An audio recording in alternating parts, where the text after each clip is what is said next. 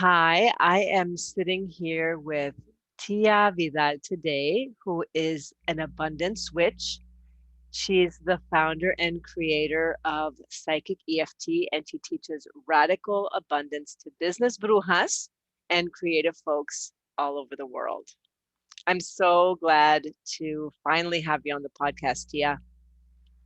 I'm so happy to be here. Thank you for having me. Yeah. So tell me, I don't know where you want to start, but I'm just curious about like your message, what you want to share with people. What is your passion? My passion is to help people feel abundant and be abundant. And it does start with the feeling often. For some people, it doesn't. It just starts at birth. They have, but maybe not all types of abundance. So, holistic abundance, first of all, we're talking about everything and really try to stepping into embracing that, embodying a whole abundance. Um, because uh, I feel like the systems that we are born into in this world, the systems we live under, really we're introduced to scarcity at such a young age, and it just becomes like a lot of other things that are toxic and harmful and horrible, part of the air that we breathe. So it's really um, replacing that energy of scarcity with an energy of abundance, Mhm. tapping into that. Yeah, because there Literally. is enough. I really do believe that there is enough for all. Yes. There is enough for all. There is enough for all, and it just so I'm very, on one hand, I'm very politically minded, socially minded. The other hand, I love the healing and working one on one with people. So this abundance is something that I've been working with, with money for a while. Kept putting it on the shelf because it felt icky. And that's such a childish word, icky, but it conveys. Right. It's the feeling. I kept putting it on the shelf until I heard somebody that I really like say uh, something that really just struck such a chord with me. And I'm going to try and paraphrase it. I was walking the dog and I was listening to a podcast, and somebody by the name of Sarah Faith, Goddess Diner, and she does a lot of work with the moon. She has a book called The Moon Book, and she said capitalism is oh my gosh, um, it was no anti-capitalism is the mindset of anti-capitalism is the mindset of abundance, is Mm, what she said.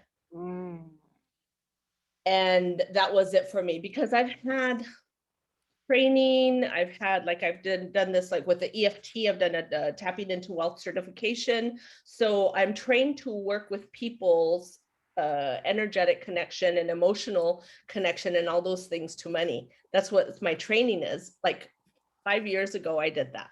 But I've kept putting it on the shelf. No, that's not what I do. Marketing yourself as a money coach. It just never felt for me personally.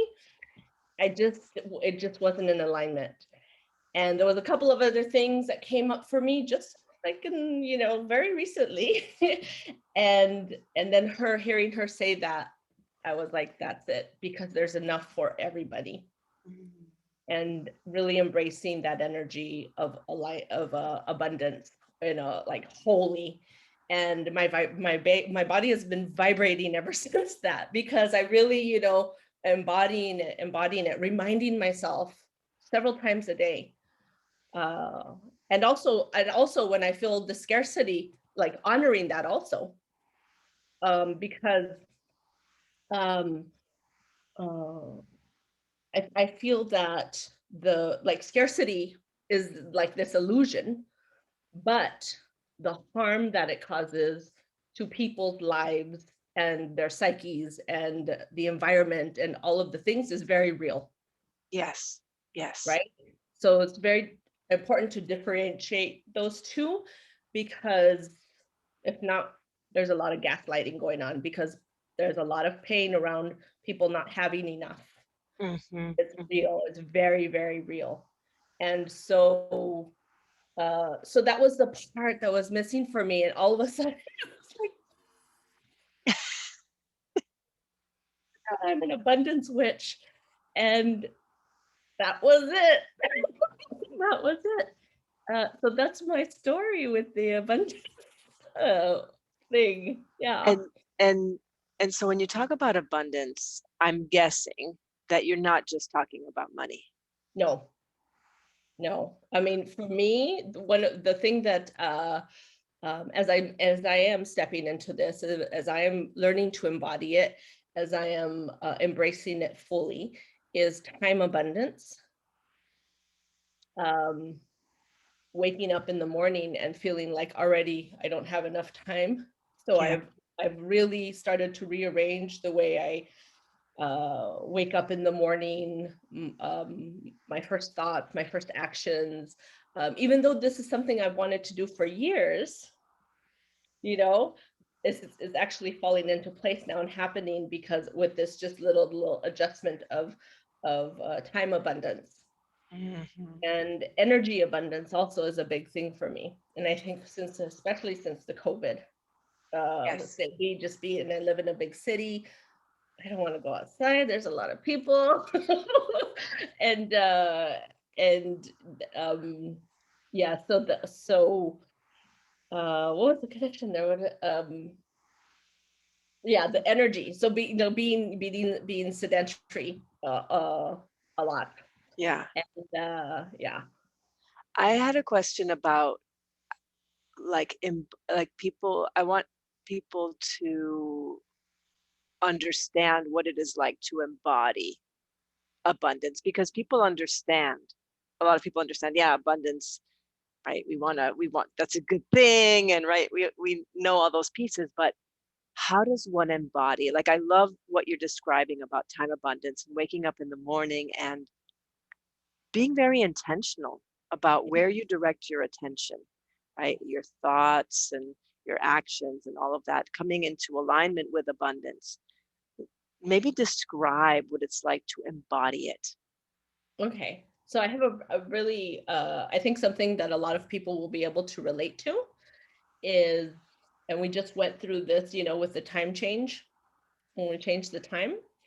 And have you ever forgotten to change your clock when there was a time change and then realized that you have an extra hour actually? Yes. And it's more than a thought. That is something you feel in your body. Yes.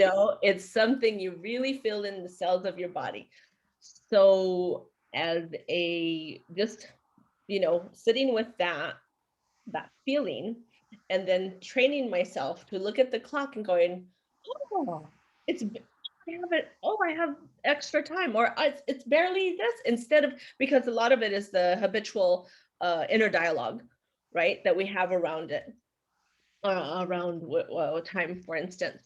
So so um so that already, for me anyways, the way my system works is with that inner dialogue comes the calming down of the brain, the nervous system, and I'm able to embody that in that moment, Mhm. moment to moment. And it's stepping into it is a lot of reminders during the day. It's not natural because, I mean, gosh, a lot of years that have been living otherwise. Right. So you're constantly counteracting socialization, conditioning, all of that stuff. Yeah. And so, like, I know that people have a whole path into their calling, and maybe share, I don't know if it's connected, but maybe share your family background, your roots, and how that's connected to the work that you do now. Oh, I love that. Yeah, my family background is, I am Mexicana, Americana Mexicana. Um, all four of my grandparents were from Mexico, contrary to my whole life, people arguing with me that I wasn't Mexican. And What? I mean, it just happened very recently too. They know, they were like, you're maybe you're not white, all white, but you're Hawaii. Like people will argue with me, you're Hawaiian or you're Filipina or you're this or you're Thai or you're half this, and I'm just like, what? I think I know what I am. But so that is my background. I was born in a little town called Calexico, California. And my relatives, a lot of my relatives lived in Mexicali, just over the border. So sister towns right next to each other. One's in Mexico, one's in California. And we used to go visit my Nana Lupe every weekend. And I would go, like I was born into a family of five older brothers and the only girl 5 years after the youngest. So I was the last oopsie. And but princesa also because the only girl. And well, I really rebelled against that. But I was going with my mother mostly by myself with her to go Yes. visit my nana. My nana was very, very poor. And she never had a toilet inside of her home. Um, things like this. And it wasn't just that she was poor, but she was very sad. She had tears in her eyes a lot, you know? Wow. Yeah, yeah, really heavy, really, really heavy. And but I loved going there and I loved sitting in her lap and her holding me and stroking my hair. And I remember the feel, her bosom and her warmth. And so this is something that I healed, and I go back to in my healing. And she is one of the strongest ancestors behind me. Yes, I knew it. I knew you could do it, mija. Uh, Wow. behind me, my Nana Lupe. And my other grandmother was a Yaqui Indian and from Sonora, Yeah. and my father's mother. And I never got to know her, uh, but I felt her presence. And I grew up, my father telling me how much that I reminded him of her. So I think that's very strong in me also. But as far as growing up, um, yeah, I mean, things were stretched thin because there was six of us, but it was I think also with six kids, I have such a different experience than the oldest ones. Yeah. It was really tough for them. By the time I came along, my father was situated in a job, and he was we lived the American dream. He kept going up and up and up in his job. And we moved from Calexico to Los Angeles to San Diego, finally ending up there. And each time it was like an upgrade. But that was kind of the end of that era, man. you know? Yeah. Uh, he got the tail end of that, because already by the time he was retiring, they were taking away a lot of the benefits. And I got that too. I was a flight attendant for 15 years with a major airline. And in the beginning, I started in 97. In the beginning, it was still the heyday of Yes. having a union job that had a lot of protections. And then that company was UAL, going into bankruptcy so many times. And the golden parachutes, I ended up coming to Paris. I live in Paris, France. I ended up coming here because there was a base in Paris. And the legend goes that the CEO at the time had a chateau in the south of France. So he thought, well, I'm the CEO of UAL. I'm going to make a base in Paris, so it's easy for me to commute to my chateau. There you go.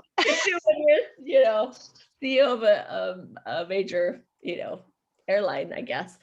So, but it brought me here. And so my background with the work around abundance and wealth and money comes from my first years in coaching, and really going through all of, going through some of the major trainings out there with some of the big people, big influencers or big leaders, and really falling flat on my face. And I felt like I was doing all the things and it wasn't working. And this was, uh, let's see, Pablo is 13 now. So this is like 8 years ago. Okay. Yeah, yeah. And so then just getting a bit like, what's wrong with me? And starting to get very curious about money, what's happening with my money blocks. And I think in retrospect, looking back, there was nothing wrong with me. It's just I think a lot of people are told that they can have a success a lot faster. Then I mean, it could happen very fast. And I'm in groups where people are having success very fast. So I don't want to project anything, or my own experience onto anybody else, but sometimes it's not. And so anybody out there listening that is taking a little bit slower, you're not alone, and there's nothing wrong with you. If you're doing all the things. Um, but I got very curious about my money blocks, and I did this um, kind of what you're gonna do, like a 3-day workshop thing around EFT and money blocks, and it blew my mind. Mhm.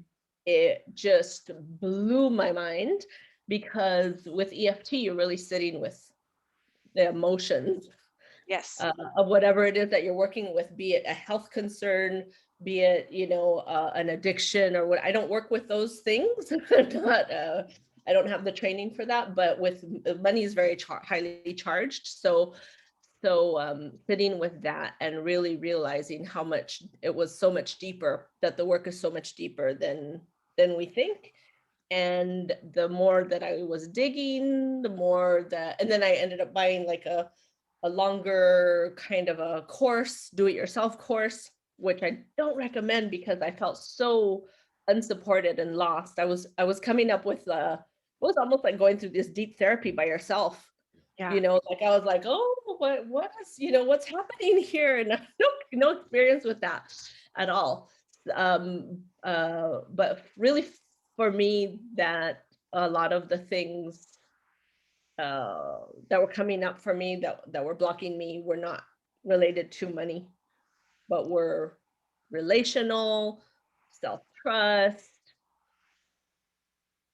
trusting the universe, things like this. Right. And Right. so, yeah, When yeah. you So were saying it's much deeper, and the first question that came up, how deep is it? it's so deep, so deep. I still dive in there. Yeah, I mean, you get into ancestral generational stuff.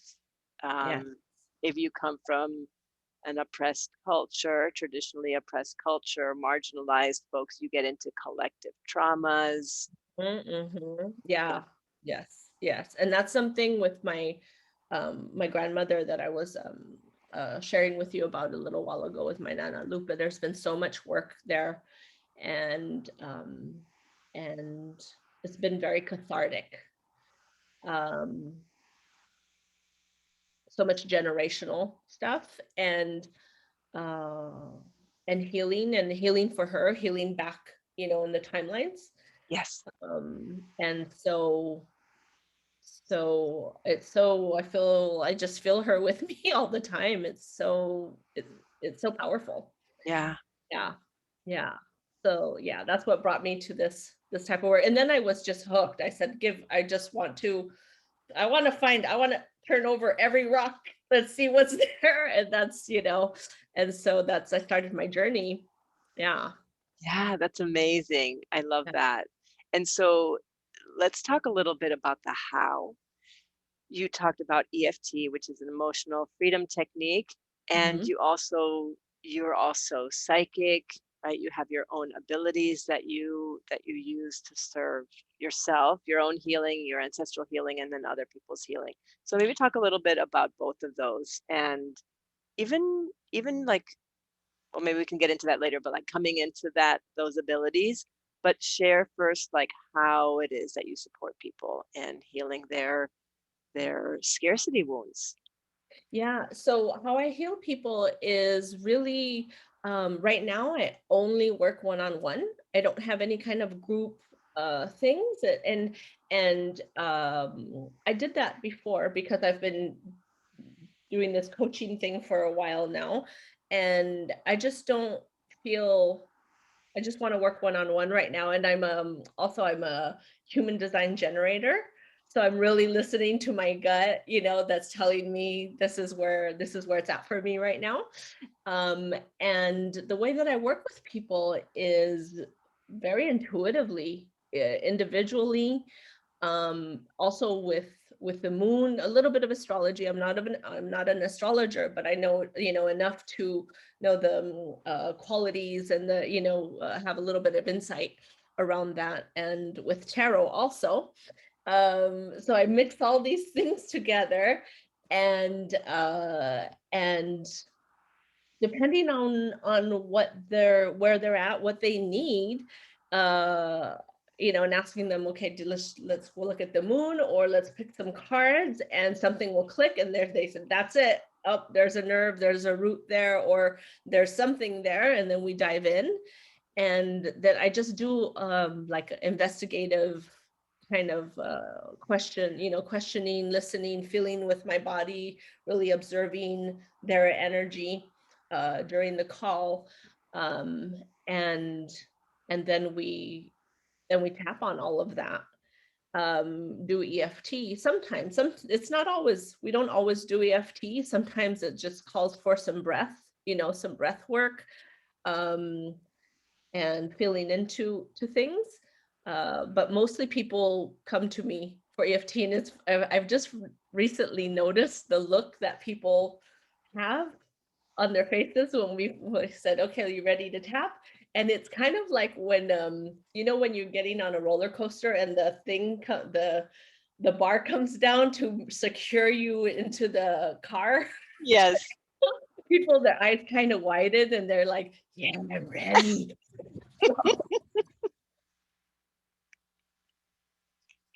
And I just absolutely delight in that. Um, and then we do it. Then we do the thing.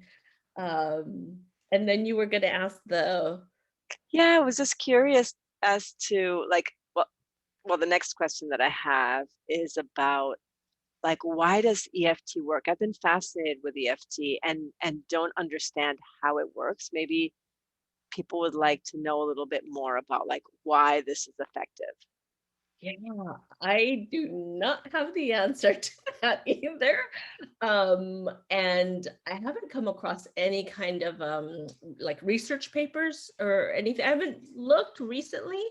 But I was doing that for a while because I was always felt like I had to show people that, but there is a lot of studies showing that the cortisol level in the body reduces enormously during a session of EFT, and that thing, behaviors change and whatnot. So I don't know. I mean, I think the explanation that some people give for it, not the explanation, I speak, but the description is acupuncture without the needles. Mm, yes, the So meridians.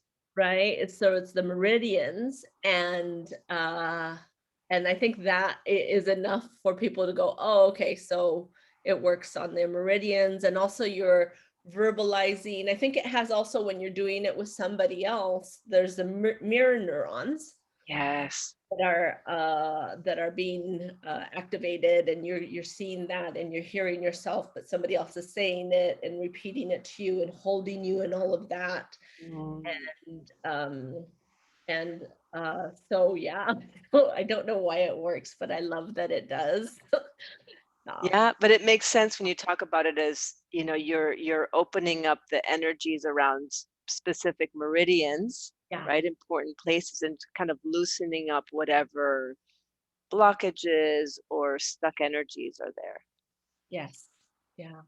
Yeah.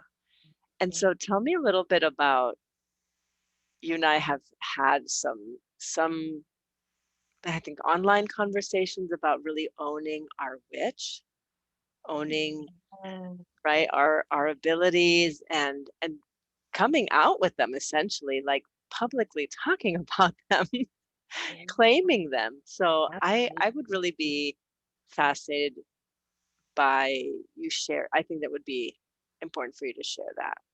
Okay, Yeah. absolutely. I love that you asked that.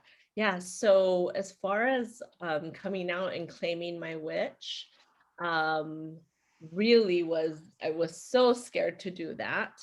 But also that's something that I grew up with my mom always calling me bruja, and she called me I would walk into the room and announce something, and she would look at me, boom, and it was almost like on a daily basis that was predicting things or saying things that shouldn't have known or whatnot. And um and we had a bit of a contentious relationship, and sometimes, but when she called me bruja, it was never as an insult. It was Yes. never as something negative. It was always a kind of admiring, or just naming something, or playful. Um, so I grew up with that, and yeah, and I also had a brother when my eldest brother passed away, but he would always, and I can't remember what he used to say, but he would say something about the placements of the planets when I was born, the night I was born, or something. And he was quite a bit older than me. He was, what, 17, 16 years older than me. And he would just announce this thing all the time, and like gave me this. I don't know if it what like I don't know, because I've had my chart done and I don't know if there's any thing, but he would say on the Yaqui, something to do with the Yaquis, and I don't know if it was some kind of download he was having, or just, but I grew up with this feeling of being mystical around me. Also, I did have invisible friends. And now I'm like, oh, they were my spirits. My spirit team was there. But I had invisible friends, and I was patted on the top of the head, going, oh, Chachita. That was my familial name. Chachita, that's so cute. Your invisible friends. And I would just go, okay, whatever, and go in the backyard and play with them. Um, but stepping into it as an adult is a whole different thing. And and I did this whole shadow work persona process, and I thought I was just doing it to write from this persona. Yes. I wanted to explore that and explore writing from my shadows. And she is just got stronger and stronger and stronger. Ah, Well, because she just felt good, and I think, I mean, the truth of it is, if it was my shadows and I was just allowing them to come out and play more, of course that feels amazing. Um, Giving myself permission to be these things that I had locked away.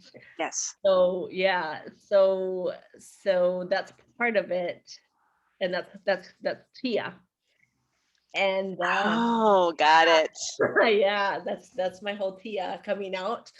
And so that, but the witch thing happened before that, and I can't say, when because I had an Instagram handle, and it was had bruja in it, and that was something I was really struggling with inside of myself.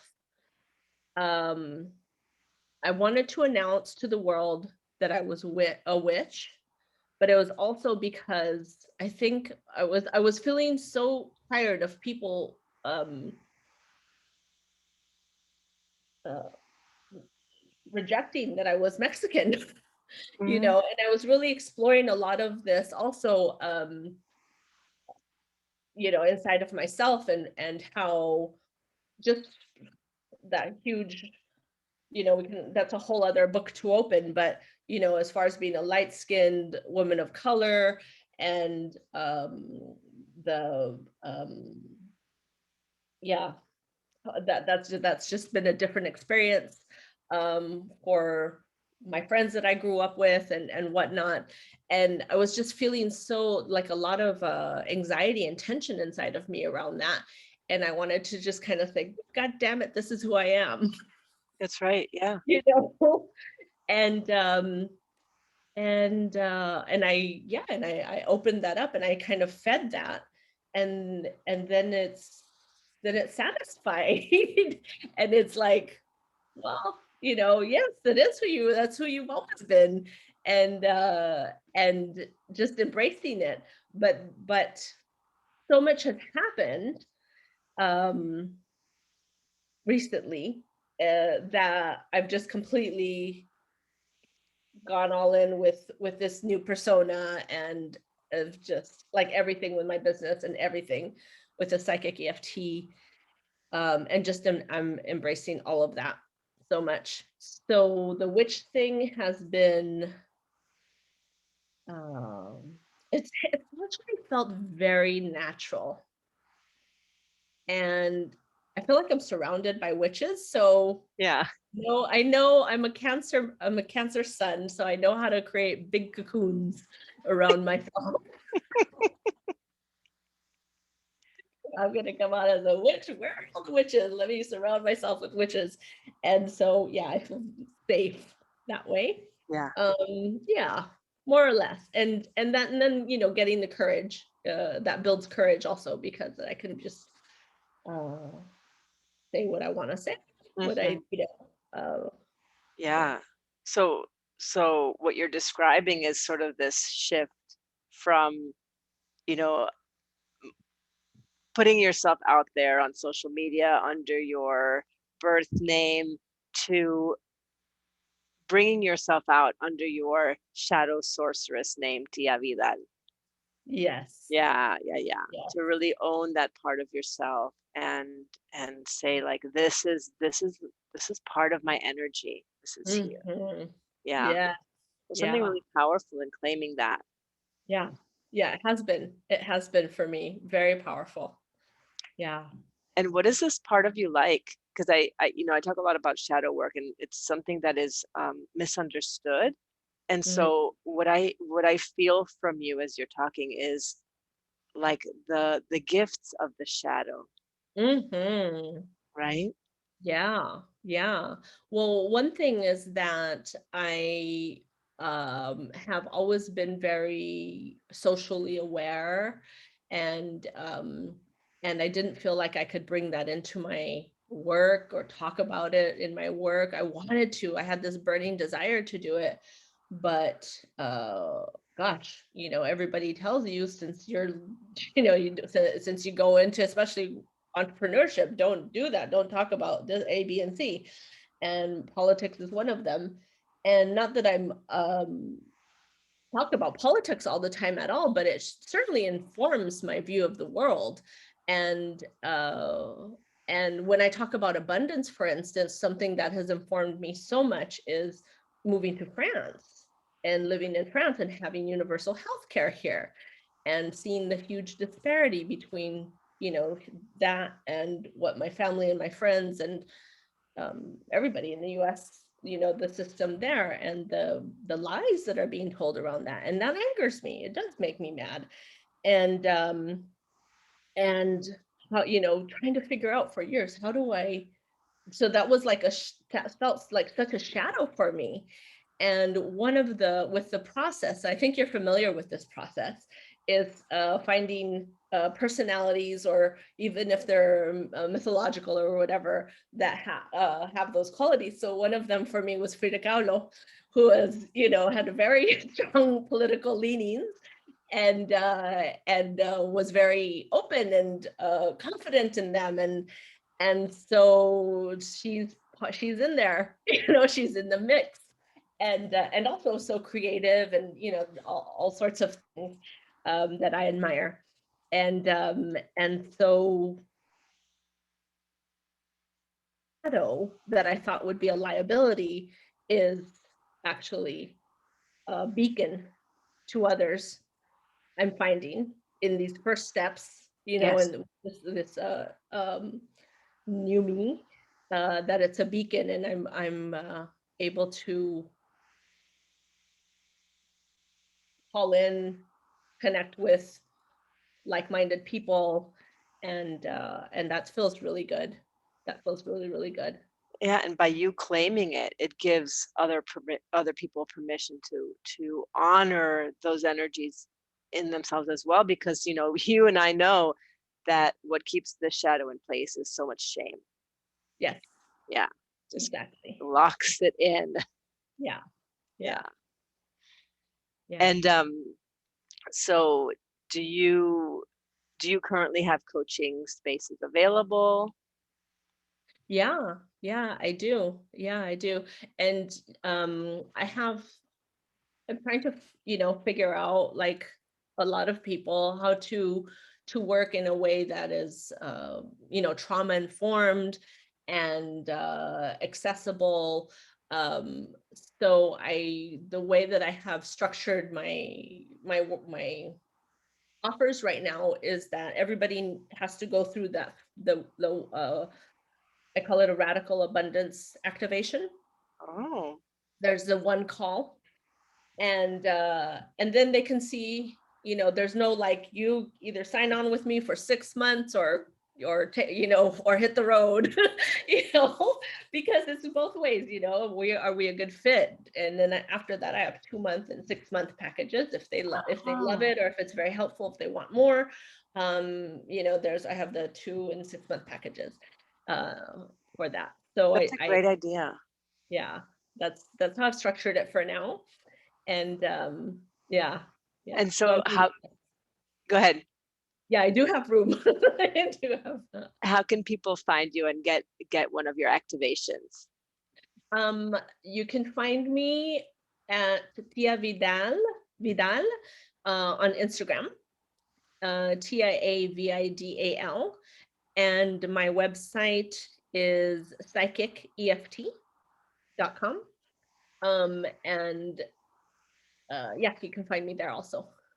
Wonderful. Yeah. Awesome. Yeah. Thank you so much for sharing your wisdom and your